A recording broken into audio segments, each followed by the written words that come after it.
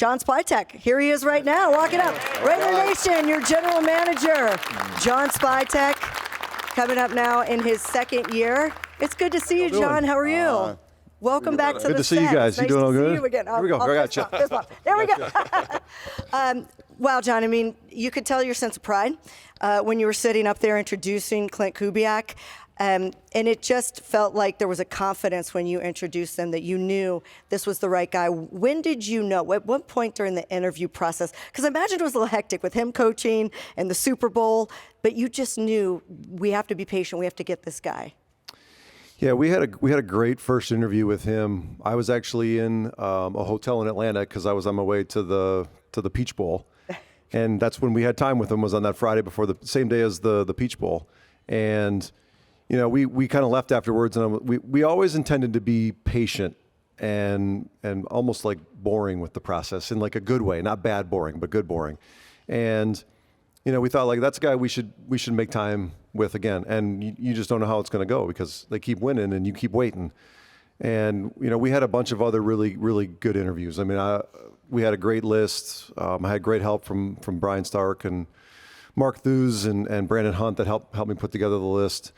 And you know the more we did it, we were impressed with so many different people. But Klint just kept winning, and so we just kind of promised each other from the start we would keep waiting. And so we reminded ourselves, let's keep waiting.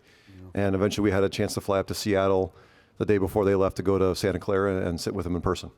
Give us some of the main criteria you were looking for, that people in the building were looking for out of a head coach.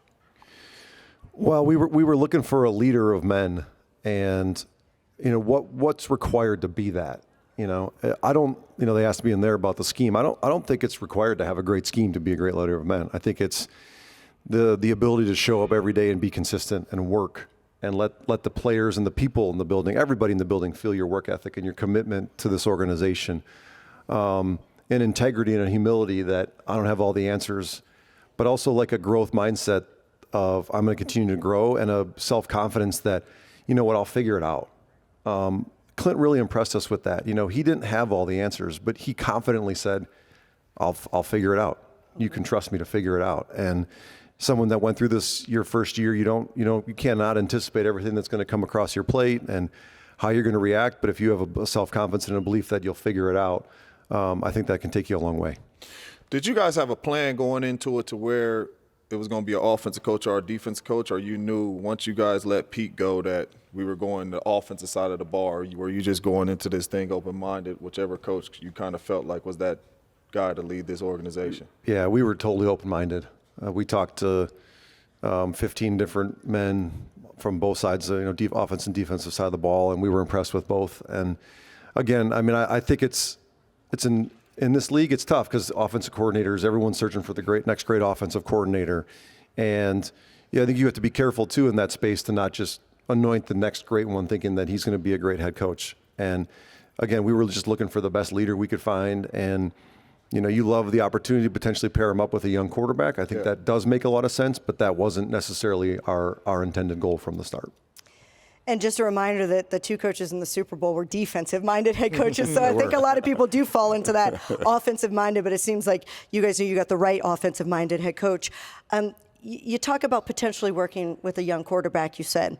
That's not automatic that it's Fernando Mendoza. It is not. It's not automatic, and I've been dying to ask you this question because when you think about it, as you said, it's not a shoo-in that you have to take a quarterback number one. It's not a shoo-in that you have to hold on to the number one pick because there's a lot of needs on this roster from top to bottom.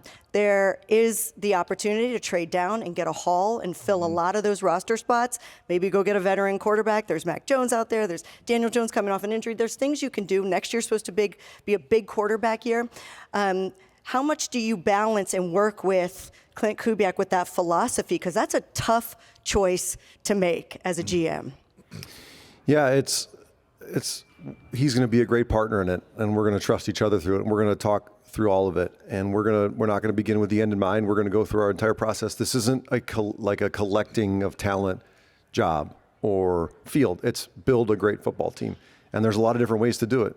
We saw Seattle just build a fantastic defense, but still sign a really good, high-priced quarterback in free agency and make it work. There's a lot of different ways to do it. And so Klint and I are just going to sit together once he gets back from this parade tomorrow and devise our plan for the best way to build the Raiders. And we'll go forward with that in mind. Defensively, what kind of style, what kind of person are you looking for to lead the defense next year? Well, he said it in there, gritty, tough, physical, violent is a word we like to use. We want our tape to speak, I think, for ourselves and kind of precede us. And more importantly, that's going to be the mentality of our organization. Yeah. This is the Raiders. You need to feel us. It needs to be different. We want you to wake up on Monday morning and be like, that sucked. The best way to do it is defense. Yeah. And, I got a chance to be around some great quarterbacks in my time. Either they were playing or I was working with them, and they all talked about what a terrible week it was when they had to play a guy with a defense with Eric Allen out there or Charles Woodson, and you just knew it was going to be a slugfest. And so we're looking for someone to lead us in that space. Yeah. Well, me and EA and Amber were sitting up here, and we, heard the $90 million to spend. I started stretching. I said he's got one go route left. Just in case. It's 100, actually. See, 100, even better, just in case you need a red zone target. I'm there. But, with that much money to spend, I know you guys have probably talked about it, being aggressive in free agency. What's kind of the mindset getting ready for free agency with $100 million to spend? Yeah, and I would say intelligently aggressive. Have a good plan, not get carried away. There's a lot of emotions that creep into those markets, and you budget 15 for a guy, and then what's another 1, 2, now it's 20, and then you do that a couple more times, and you just go, well, there go a couple more players. And so, we're going to sit and figure out what this team needs in order to take the next step from a player standpoint, and what makes sense in Klint's vision and my vision, and pair those two up, and we're going to attack it full on. And we're sitting in kind of a position of strength in the market, but we want to be smart with that too. I don't want to wake up in 26 and 20 or 27 and 28 and kind of regret some of the deals we did, knowing that emotion got too involved in that. And that's a smart way to approach it. John Spytek, All right, congratulations on your new head coach. We're looking forward to the new era of Raiders football. Thanks for being here thanks with all us. for having me. It was always good to see y'all.